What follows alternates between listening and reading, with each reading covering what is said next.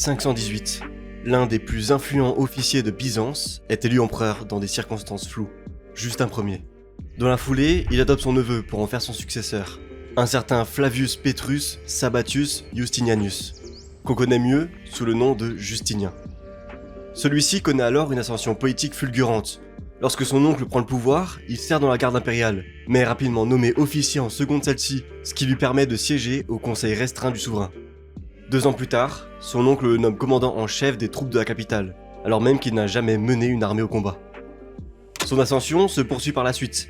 Il se pare peu à peu des plus grandes distinctions de l'Empire, jusqu'à devenir l'égal de l'empereur en 527, régnant alors aux côtés de son oncle malade. Ce dernier meurt quelques mois plus tard.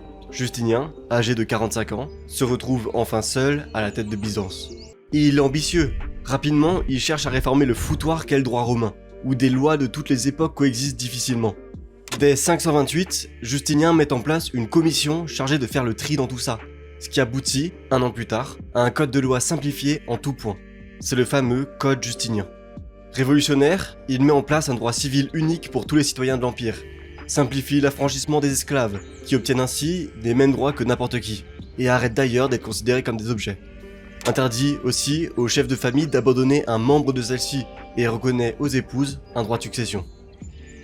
Mais son ambition ne se limite évidemment pas qu'à une réforme du droit. Il se prépare aussi à la guerre contre la plus grande rivale des Romains, la Perse.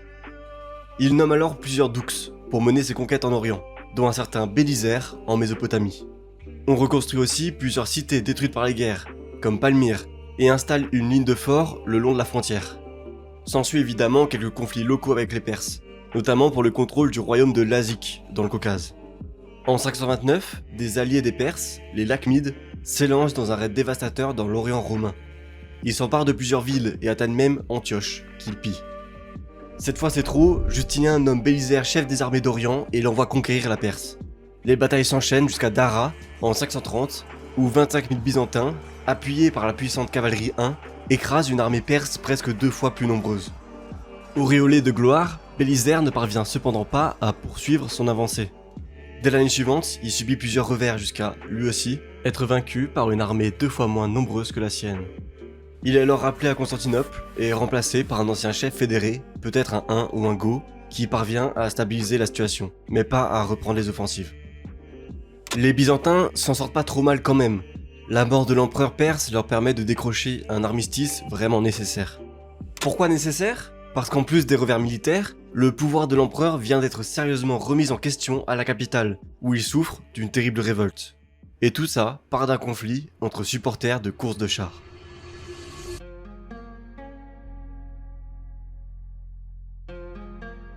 Il y a 2 camps de supporters ultra à Constantinople, les bleus et les verts. Mais ils ne représentent pas qu'une équipe comme aujourd'hui. Ils regroupent avant tout les citoyens par leurs origines, leur classe sociale. Alors que les classes populaires plus nombreuses, originaires des provinces orientales de l'Empire, sont représentées par les verts, les bleus, quant à eux, attirent les classes supérieures, la vieille aristocratie gréco-romaine, descendante des familles patriciennes. Des conflits éclatent souvent entre les 2 camps, et Constantinople en ressort rarement indemne. Ainsi, quand une nouvelle querelle éclate en janvier 532, le préfet de la ville décide d'intervenir et d'exécuter les meneurs pour réaffirmer l'autorité impériale. Mais 2 d'entre eux parviennent à passer entre les mailles du filet, un bleu et un vert. Ils obtiennent l'asile dans un monastère, mais l'empereur refuse de les gracier. Les bleus et les verts se retrouvent alors à l'hippodrome et font cause commune. Ils entrent ensemble en révolte, massacrent les gardes du préfet et libèrent de nombreux prisonniers. Le lendemain, sous pression, Justinien cède aux révoltés et destitue son préfet. Mais la situation ne se calme pas pour autant. Le palais impérial est pris d'assaut, et l'empereur et son entourage y sont presque sans défense. Celui-ci se repose alors sur le seul grand général qu'il a sous la main, Bélisère. Il tente d'opérer une sortie pour exfiltrer Justinien, mais échoue lamentablement. Le palais est même incendié. Les jours suivants, les révoltés nomment même un nouvel empereur, tandis que la garde palatine, censée protéger l'empereur, l'abandonne. Justinien hésite alors à tenter une nouvelle sortie pour fuir par la mer, mais Théodora, son impératrice, l'en empêche, préférant la mort dans le linceul pourpre que la fuite. On se met alors d'accord pour tenter un dernier coup. Sous le commandement de Bélisère, les dernières troupes fidèles à Justinien s'exfiltrent discrètement du palais assiégé par les Verts et se rendent à l'hippodrome. Ils en occupent toutes les sorties, avant d'entreprendre le massacre de toutes les personnes présentes à l'intérieur. En quelques heures, c'est 30 000 rebelles qui trouvent la mort, tandis que les sénateurs et les patriciens qui avaient soutenu ceux-ci sont condamnés à mort ou à l'exil. C'est la seule révolte d'envergure à laquelle Justinien est confronté dans son règne. Au passage, l'église Sainte-Sophie est détruite pendant la révolte. Justinien fait alors construire une cathédrale à la place. Elle se dresse toujours fièrement à Istanbul aujourd'hui, bien qu'elle ait été réparée et transformée au fil du temps, notamment suite à certains tremblements de terre. Quoi qu'il en soit, enfin libéré de ses ennemis politiques et extérieurs, grâce à l'armistice avec les Perses, et ayant trouvé son général de confiance en la personne de Bélisaire, l'empereur est finalement prêt à engager sa grande reconquête des anciens territoires romains.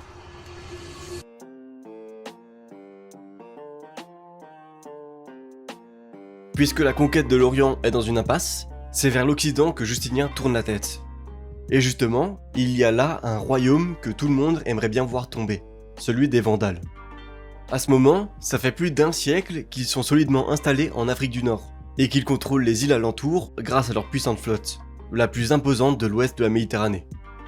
Mais au début du règne de Justinien, les Vandales s'entendent assez bien avec les Byzantins, grâce à leur roi Hildéric, qui est même chrétien nicéen, comme les Gréco-Romains, donc qui reconnaît le concile de Nicée, contrairement aux autres Germains qui sont généralement des chrétiens ariens.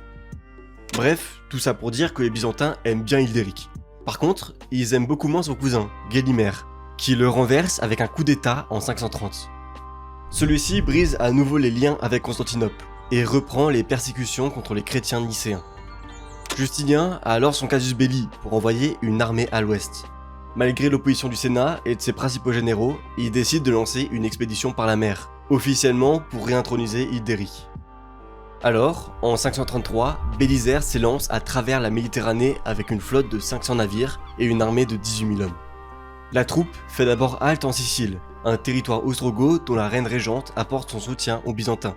C'est ici que le général apprend que les côtes de l'actuelle Tunisie sont sans défense, parce que la flotte vandale a fait route vers la Sardaigne pour mater une révolte, tandis que l'armée et le roi sont à l'intérieur des terres pour pacifier les morts. Rassuré, Bélisaire débarque et commence à s'emparer de plusieurs cités. Mais il ne mène pas une conquête, enfin si, mais il déguise celle-ci en libération et interdit les pillages et autres exactions pour s'attirer le soutien des populations nicéennes locales. La première bataille entre Byzantins et Vandales a lieu rapidement, non loin de la capitale Carthage. Mais les Germains ne parviennent pas à se regrouper correctement, et au lieu d'affronter une grande armée, les Byzantins ont le luxe d'en écraser 3 petites, les unes après les autres. Bélisaire entre finalement dans la ville quelques jours plus tard, où il s'assoit même sur le trône vandale. Mais le roi Gélimer reforme ses troupes, et se renforce de l'armée qui avait été envoyée en Sardaigne. Il s'installe alors à Tricanarum, et y détruit l'aqueduc qui ravitaille Carthage en eau. Sans autre choix, l'armée byzantine sort de la ville et part à la rencontre de ses adversaires, qu'elle repousse. Le roi vandale perd là son armée et est forcé de se réfugier, presque sans troupes, en haut d'une montagne. Les cités des alentours se rendent alors les unes après les autres aux Byzantins, tandis que Bélisaire lance des expéditions vers les îles de la Méditerranée et l'intérieur des terres. L'Afrique du Nord retombe enfin dans le giron romain, tandis que Bélisaire rentre à Constantinople pour y célébrer son triomphe. Le roi vandale, qui a finalement accepté de se rendre, reçoit lui un petit fief en Galatie et une rente annuelle pour terminer tranquillement ses jours. La province d'Afrique reprise, mais pas tout à fait pacifiée puisque les morts supportent très mal les dominations étrangères, Justinien peut finalement tourner la tête vers les origines de son empire, Rome.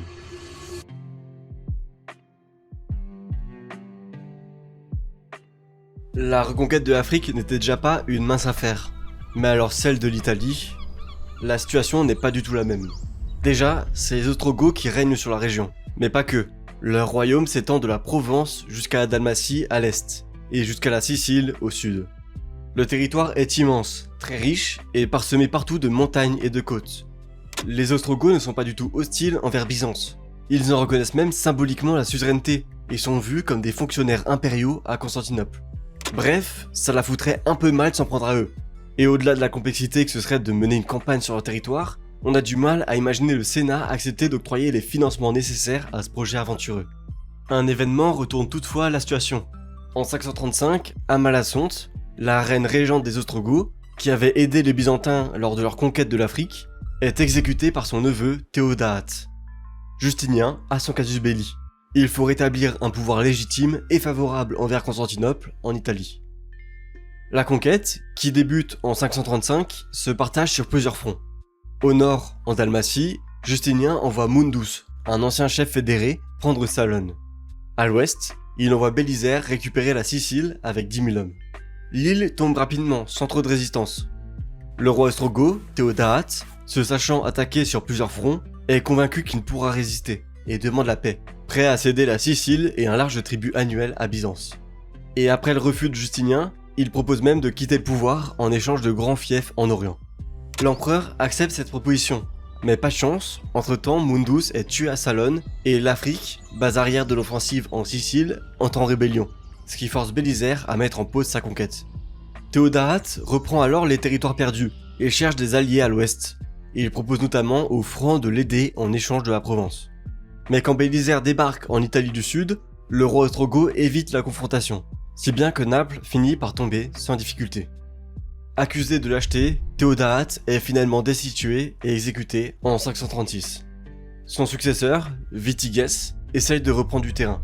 C'est peine perdue, Bélisaire entre à Rome en décembre et fortifie la ville, qui reçoit un préfet nommé par l'empereur. Vitiges vient quand même y poser le siège en février 537. Celui-ci dure plusieurs mois et les combats sont rudes. Plus de 30 000 Goths meurent dans des assauts infructueux, tandis que les Romains d'Orient souffrent de la faim et de la maladie. La délivrance vient de Constantinople, qui parvient tant bien que mal à faire parvenir du ravitaillement à la cité en 538, ce qui pousse Vitiges à se replier. Bélisaire reprend son inexorable avancée. Ancône tombe quelques mois plus tard et est suivi par Milan en 539.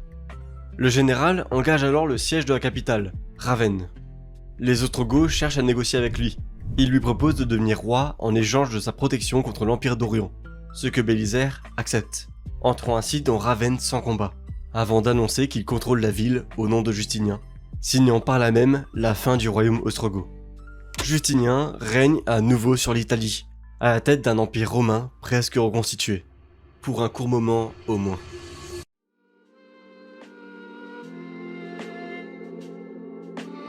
Furieux de la trahison de Bélisaire, les Ostrogoths nomment un nouveau roi en 541, Totila, qui reprend le combat avec seulement 5000 hommes. Profitant des erreurs byzantines et en expropriant les propriétaires qui avaient soutenu les Romains d'Orient dans leur conquête, il parvient en quelques années à reprendre une bonne partie du nord de l'Italie, jusqu'à même poser le siège devant Naples. Rome passe alors de main en main au fil du temps, tandis que Totila reforme peu à peu une flotte puissante, capable de s'opposer à celle de Byzance. Mais qu'est-ce qui explique une telle faiblesse de la part des Byzantins dans les années 540 ? Plusieurs choses en réalité. En 541, l'Empire est frappé par un terrible séisme qui détruit plusieurs portions de Constantinople. Il y en aura deux autres en 551 et 557. 541, c'est aussi la première année pendant laquelle l'Empire est violemment touché par la peste bubonique. Elle décime près d'un tiers de sa population. Mais l'Empire souffre aussi de pression à ses frontières. Les Slaves, les Bulgares et les Avars poussent dans les Balkans, tandis que les Perses menacent toujours plus l'Orient. En 540, l'empereur perse ravage la Syrie et s'empare d'Antioche. La guerre en Orient dure alors 20 ans et coûte cher aux Byzantins, qui finissent par devoir verser un tribut annuel à leurs ennemis. Quoi qu'il en soit, ce n'est qu'en 551 que Constantinople parvient à reprendre les offensives en Italie. Bélisaire, jugé incompétent, est écarté. Justinien envoie un autre de ses généraux en lequel il a toute confiance, Narsès. Celui-ci débarque sur la péninsule avec une belle armée de 35 000 hommes, qui met en pièces les troupes ostrogoths. Totila perd même la vie pendant la bataille. Le général byzantin reprend Rome dans la foulée et pacifie peu à peu l'Italie du Sud, mettant fin au royaume ostrogoth. En parallèle, les Romains d'Orient profitent aussi d'une guerre civile en Espagne pour y envoyer un contingent qui récupère un bon quart de la péninsule ibérique au profit de l'Empire. L'Italie du Nord est-elle récupérée par des nouveaux venus dans la région, les Lombards, dont une partie a servi dans l'armée de Narsès. En 559, l'Empire subit aussi une invasion des Huns. Ceux-ci parviennent à mettre le siège sous les murs de Constantinople, mais sont repoussés par une sortie audacieuse d'un Bélisaire sorti de sa retraite pour l'occasion. Mais en 562, un complot est découvert par Justinien. L'un des conjurés dénonce Bélisaire comme membre de celui-ci. Le vieux général tombe pour de bon en disgrâce. L'année suivante, l'empereur part en pèlerinage en Galatie avant de s'éteindre à l'âge de 83 ans en 565. Il laisse son empire sans désigner d'héritier. C'est son neveu, Justin, qui lui succède alors à la tête de Constantinople. Merci de m'avoir écouté, je vous invite à aller voir la chaîne de Thomas de La Plume et l'Épée qui m'a accompagné dans les recherches de cette vidéo. Il a lui-même sur sa chaîne fait une série de 3 épisodes bien complètes sur le règne de Justinien. N'oubliez pas non plus qu'il y a l'application Chronica de quiz historique qui est maintenant disponible et que vous pouvez tester sans problème gratuitement. C'est un moyen de nous soutenir, moi et d'autres youtubeurs d'histoire qui y participent aussi. Et enfin, je remercie tous ceux qui s'abonneront, qui likeront la vidéo, qui commenteront, tous les membres de la chaîne aussi qui me soutiennent, et je vous donne rendez-vous aussi vite que possible pour un prochain épisode d'histoire.